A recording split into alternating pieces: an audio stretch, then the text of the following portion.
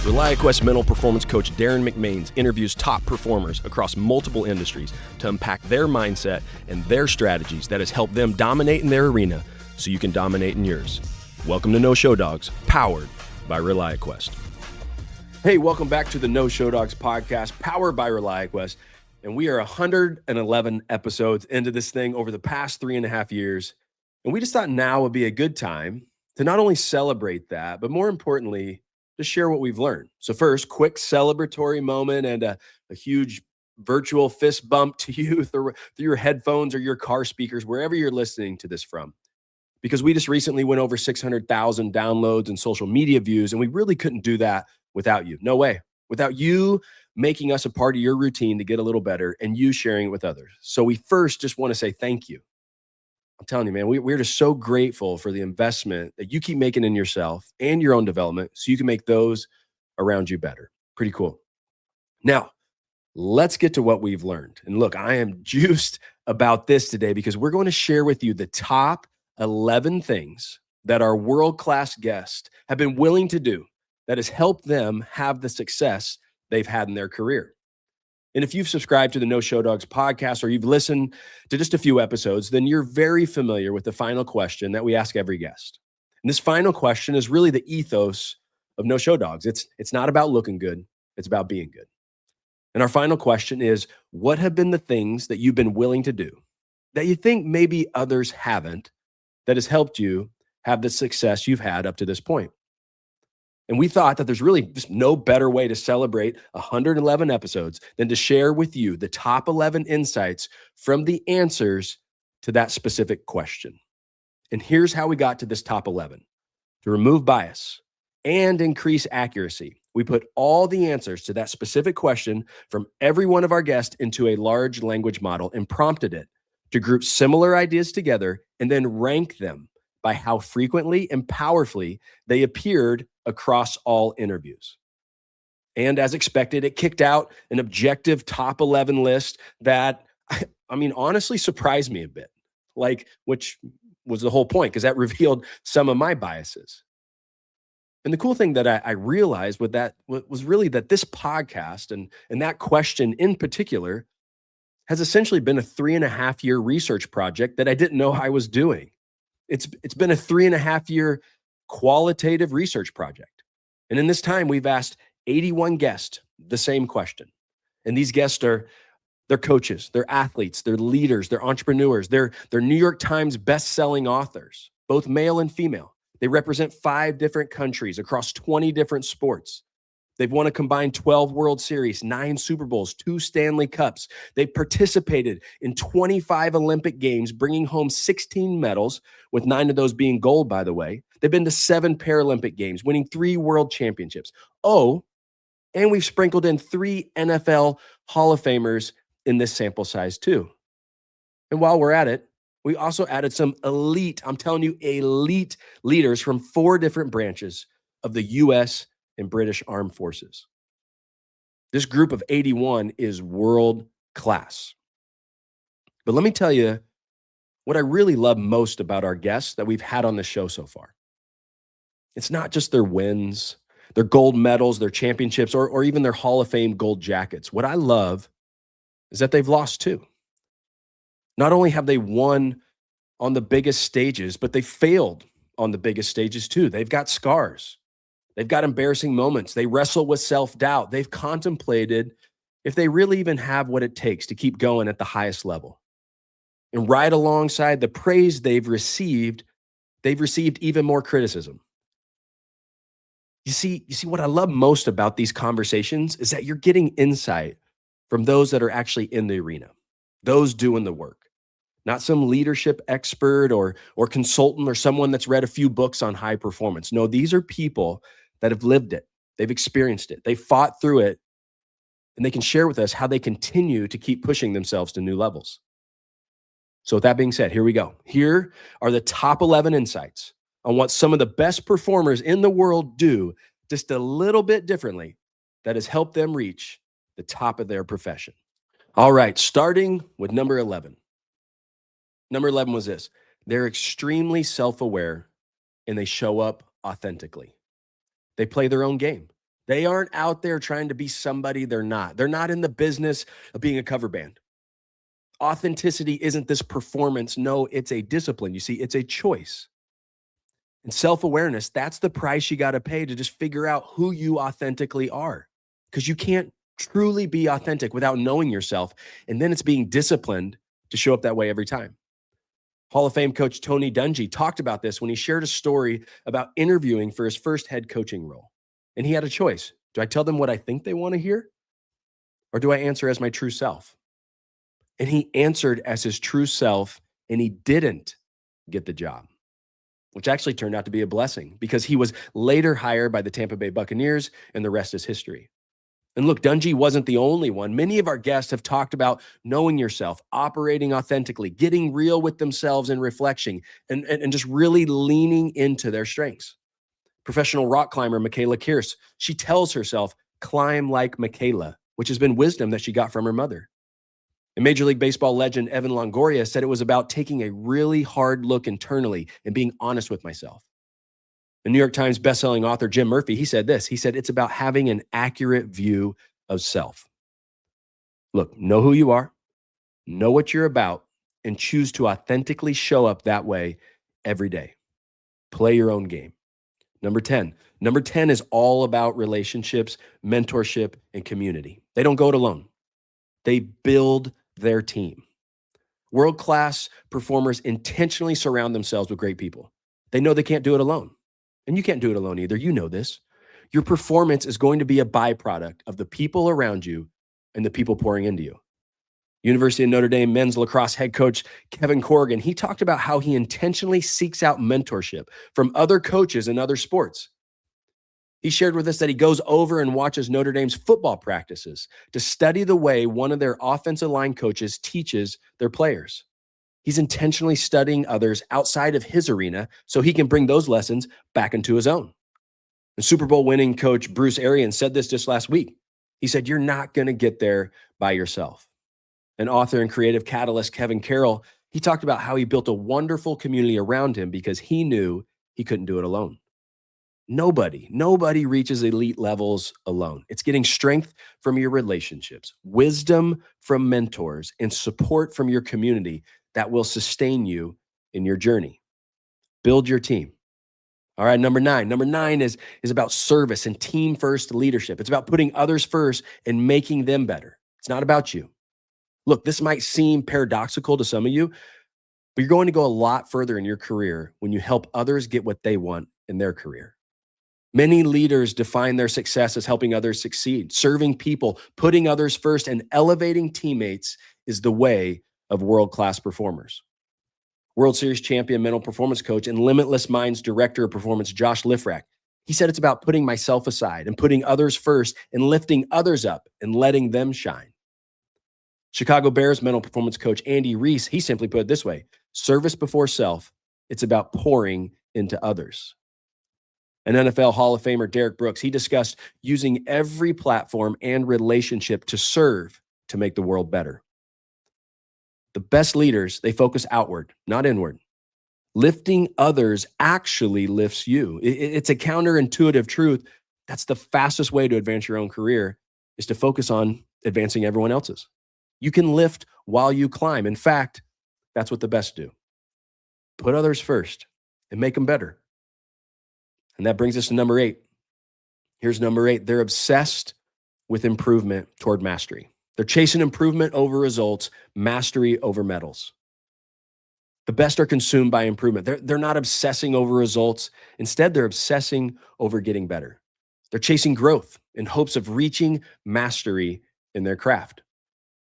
Pepperdine's director of tennis, Adam Sheckerly, he said it this way, obsession is pretty hard to beat, and I'm obsessed with the developmental process. And Adam was so locked in on getting better. Years ago, he actually stepped down from a Division I head coaching job to take on an assistant coaching role because he knew he had holes in his coaching. That's someone that's focused on long-term mastery over a short-term title. The legendary University of Utah volleyball coach, Beth Lanier, also talked about her relentless pursuit of mastery. Or I mean, I really like how Andy McKay said it. Andy is the former Seattle Mariners assistant general manager, and now he's the field coordinator for the Cleveland Guardians. And he said it this way. He said, I'm more concerned with closing the gap between who I am and who I can be. That's obsession and mastery. Most people obsess over and are chasing the wrong thing. They're chasing the title, the ranking, the promotion, the result. But here's what we've learned. We've learned that the ones who actually get those, they aren't chasing any of that. They're chasing mastery. Obsess over mastery, not results. All right, number 7.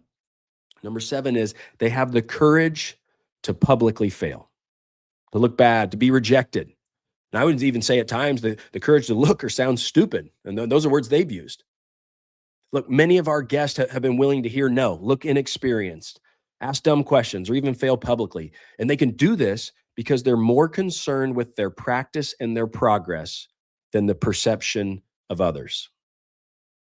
Rising country music star Scotty Hastings, he said that he got the opportunity to play on the stages of Broadway in Nashville because getting rejected 10 times didn't keep him from working and coming back and trying again. He actually said that the no's made him push harder and get better until it became a yes. New York Times bestselling author Daniel Coyle, he told us it was his willingness to be dumb. Former Major League Baseball executive and world champion Joe Boringer, he simply said, I'm not afraid to look stupid.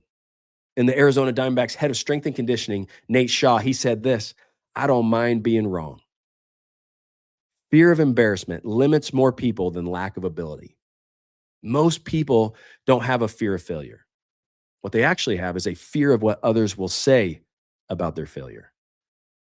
Your ego can never be bigger than your dreams because the moment it is, you stop going for it. You stop reaching for support. You stop trying the hard thing. And when you stop, you're stuck. The best not only have the courage to fail, the courage to look bad, the courage to sound stupid, and the courage to be rejected. No, they're willing to do it in wide open spaces for us all to see. Have the courage to publicly fail. All right, number 6, they're intentionally present. They are right where their feet are. They're deliberate in how they show up, what they're working on, and put all their focus into this present moment. This is about being intentionally present in the moment that's right in front of you. Not worrying about yesterday, not focused on what tomorrow might bring, or even concerning themselves with how to get the next role. They're locked in on the moment in front of them because they know that if they dominate in the now, then next will find them. There's been some research that Chad McGee shared with us when he was on the show, and Chad's the director of meditation training at the University of Wisconsin, and he said our minds are wandering 47% of the time. Think about that. Roughly half the time, we're not paying attention to what we're doing. You want to separate yourself from the pack? Be intentionally present. UFC fighter and top contender Tatiana Suarez, she talked about how present she is when she trains.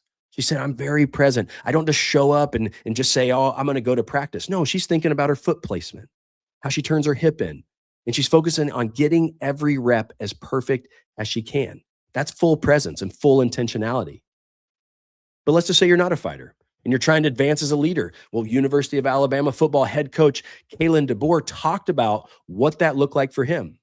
9 coaching stops before he ever got the Alabama job. He simply said this about his journey to the top. I focused on where I was at. It wasn't about what's next. It was about what's now. Be where your feet are. Be intentional about what you're doing. The best in the world have learned that when you let go of yesterday, you can be present and intentional today, and then tomorrow will take care of itself. Make the big time where you are. Be intentionally present. No Show Dogs is brought to you by ReliaQuest, the global leader in AI cybersecurity.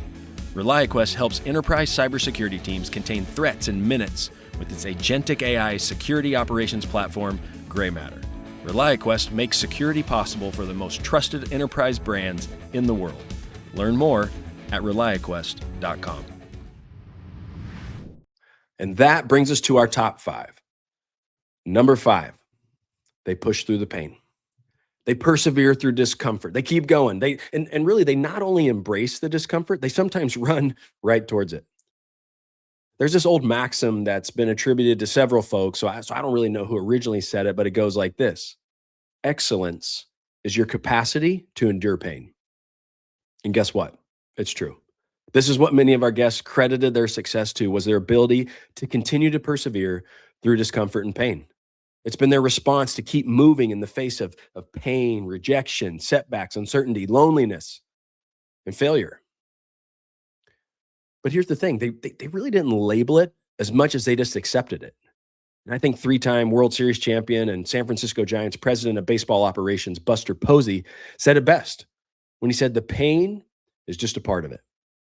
Pain is a part of any meaningful journey. And the sooner you accept that, the faster you can push through it. Because pain is really not the problem. It's not. It's our desire for comfort, our desire for easy. That's what makes us hate the pain.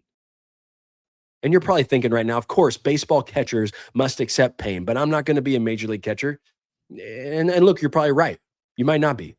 But pain is pain and discomfort is discomfort. And it's going to be your willingness to endure it that will be the separator. Tampa Bay Lightning mental performance coach, Dr. Ryan Hamilton, he talked about pain and discomfort this way in his career. He said, sometimes that's being away. It's being lonely. Sometimes that's being overwhelmed with work and competing responsibilities. Sometimes that is going without any validation that you're doing a good job for months on end.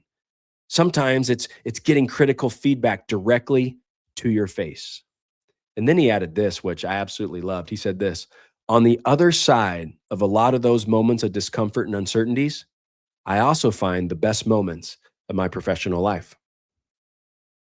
Whether it's physical pain, mental strain, or emotional toil, the best know that they've got to keep pushing through it. Accept it, get on with it. Climbs aren't designed to feel good. Push through the pain. All right, final four, here we go. Number 4, they play the long game. They delay their gratification. They're investing in the grind of today for the payout in some distant tomorrow. We all know this. We live in a world that's wired for instant gratification. But the things that actually move the needle in our careers, in our health, and even in our relationships, they rarely arrive on demand. Nope. They're just earned. They're earned in the quiet, dirty reps and the thousands of steps that nobody rewards or even half the time notices. Vanderbilt University football head coach Clark Lee simply said this. He said, work for free. That's someone that's playing the long game, I'm telling you. MLB.com veteran reporter Steve Gilbert took a tiny paycheck to get the reps he needed early in his career, knowing that the payoff was going to be down the road. Florida State Hall of Fame softball coach Lonnie Alameda said this about the long game, especially when she first started as a coach. She said, don't hunt the money, hunt the opportunities. And 3-time U.S. Olympic speed skater and 2-time bronze medalist Mia Manganello said this. She said, which honestly, I think this puts a nice bow on this one. She said this: you got to be willing to sacrifice the moment for the ultimate goal. That's delayed gratification. That's long-term thinking. And it's the habit stacking and the character building that compounds over time. That's what elevates you to the top. You got to have the discipline to focus on the now while your expectations for a reward are set for later. It's going to take years for you to become an overnight success. Play the long game. Now, before I tell you number 3, let me first say this. I thought this next one was actually going to be number 1. I made my own little list just to kind of see where it would shake out. But I quickly learned that really that's my own bias at play because it's been my story. So I'm really glad that we approached this list that way because it did remove my personal biases. So with that being said, here's number 3. They do the extra work. And this isn't just about hard work. At the highest levels, everybody works hard. This is extra work. They do more. When others check out, they keep going. And it's those consistent extra reps that really separates them from the pack.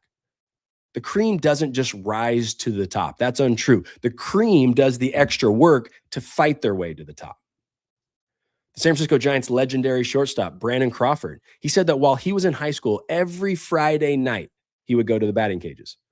While his friends would go to parties, he'd go work on his craft.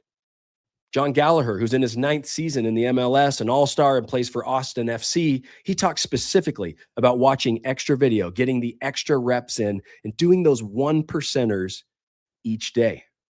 And the greatest American speed skater of all time, 5-time gold medalist Dr. Eric Heiden, he said this. He said, I think the thing that has set me apart from my skating peers, my cycling peers, and my peers in medicine is the ability to push myself physically and mentally. I could go on and on about all of our guests that mentioned just simply doing more work than those around them, but you get it. Extra levels requires extra work. You can't separate yourself from the pack by running at the pack's pace. The separator isn't talent. It isn't luck. It's the extra rep, the extra hour, the extra question. But the extra isn't for show. It's not for credit. It's for building you. Do the extra work. And that brings us to number 2. They never arrive. They never arrive. They have the humility to keep learning. They are lifelong learners. The minute you think you've arrived, you've already started falling behind. The best know that they've got to stay a student of the game or the game will pass them by. They ask questions, they seek feedback, admit ignorance, and evolve constantly because that's what it takes. Cleveland Guardians manager Stephen Vogt, he said, I need to keep learning because if I don't keep learning, the game is going to pass me up. And how's he been doing? Well, 2 years at the helm, 2 division titles, and twice named American League Manager of the Year. And this guy, check this out, is hunting new learnings like it's his first day on the job. Detroit Lions Director of Health and Performance, Brett Fisher, he said this, it's about having the humility to constantly learn. And Colgate's men's lacrosse head coach, Matt Carwick, he simply said, I'm a learner, and I'm okay with being wrong and being vulnerable. The best never arrive. The humility to learn might be considered a soft skill, but I can assure you it ain't soft. It's one of the hardest skills to develop and to keep, especially after having success. But this skill, this is the skill that keeps every other skill alive. Never arrive. And that brings us to number 1 on the list. And I'll be honest, I was slightly disappointed in it. Like I thought it was going to be this amazing thing, this complex thing, this insightful thing that I've never heard before. And it turns out the number 1 thing that the best are willing to do that others aren't really isn't shocking. It's actually shockingly simple. So here's the number 1 thing. They relentlessly and consistently kept showing up. That's it. It's just showing up every day, ready to go. It's doing the basic fundamentals over and over. It's staying steady over long periods of time. It's mastering the mundanity. It's choosing consistency over intensity. It's just discipline execution over years and years and years. Kyle Whittingham, who's now the University of Michigan head football coach, he said, it's about just being the same guy every day. World champion swimmer and performance coach Seth Pepper, he shared that so much about life is just stick with it. Just keep showing up. Denver Broncos offensive tackle Mike McGlinchey, he hired a strength coach. Think about this. He hired a strength coach while he was at his buddy's wedding in the offseason so he wouldn't miss 1 day of workouts. That's relentless consistency in showing up. And I think NFL Hall of Fame cornerback Rondé Barber probably said it best. And mind you, he holds the record for most consecutive starts at cornerback in NFL history. And he said this, the secret is that there is no secret. You just got to put the work in. Consistency compounds more than talent. Separating yourself is really the simple act of showing up again and again and again and again and again, even if no one is cheering you on or even hardly notices. You'll find the success you're looking for when you commit to the simple act of showing up every day. Relentlessly and consistently keep showing up. So, after 111 episodes with 81 different guests from 20 different sports and 4 different branches of the U.S. military and British Armed Forces, those were the top 11 things that they've been willing to do, that others haven't, that has helped them have the success they've had in their career up to this point. But let me tell you something. Here's the best and maybe most empowering news I got for you. Each of those 11 things that were just mentioned, they are all 100% within your control. increasing your self-awareness so you can show up authentically, surrounding yourself with great people, putting others first and serving them to make them better, obsessing over improvement in your pursuit of mastery, having the courage to publicly fail, being intentionally present in this moment, accepting discomfort so you can persevere through it, thinking long term and choosing delayed gratification, doing the extra work, having the humility to keep learning, and simply showing up every day. Every one of those are 100% within your control. You are more in control of reaching mountaintops than you think you are. This list of 11 things are all within your control. These are between you and you. The question for you is, will you be willing to do the things to turn your dreams into reality? Play your game, build your team, put others first and make them better. Obsess over mastery, not results. Have the courage to publicly fail. Be intentionally present. Push through the pain. Play the long game. Do the extra work. Never arrive. And relentlessly and consistently keep showing up. Thanks for tuning in. Now go out and make it a great today.